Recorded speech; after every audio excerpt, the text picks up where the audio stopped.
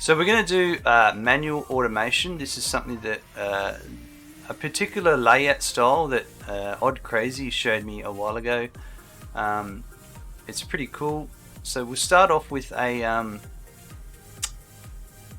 storage container. I'm just making sure I've got enough room here. So we're going to put one here to start off with for our, yep. And then I'm going to put a constructor here. It doesn't really matter where the constructor goes.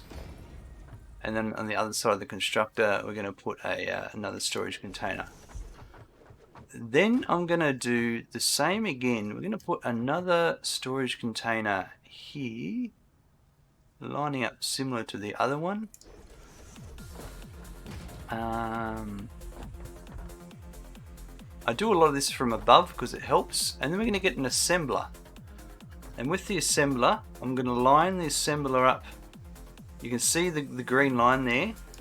That's lined up to there into there. But what I'm actually going to do is I'm going to put another storage container on top, but I'm going to have it pointing in the opposite direction. And what I do here is I connect one of them in there. Then I use the vertical conveyor lifts like so. And then I can run a Mark II conveyor belt here. So now I have my double feeder setup that's required. If I wanted to make modular frames, then what I need to make is reinforced iron plate and rods. So in one box, I can put reinforced iron plate, and another box I can put rods, and I only put one of each there to start off with. But that will make, you can fill up, you can go and put 20 or 30 in the box. And that will make the modular frames for us without having to go through and set up all of the automation process leading up to it. And I'm going to do the same here again because I wanted to do another one. So let's go here, that one there, and then another one here. And later on in the game you'll find this gets quite useful for some other machines. But I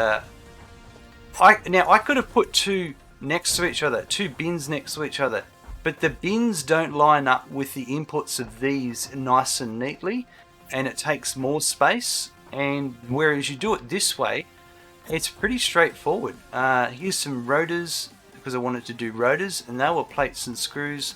So we'll go and get those in a second, and then I will the same here, and the same. You're probably wondering, why did I do the you only need conveyor belt ones out of these ones.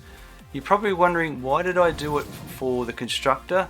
Well, the same again. There are things that I haven't automated yet, and because I don't need to, I'm not at that point where I need to do that much automating. But for instance, quick wire with the Caterium ingots, which I've got stored here.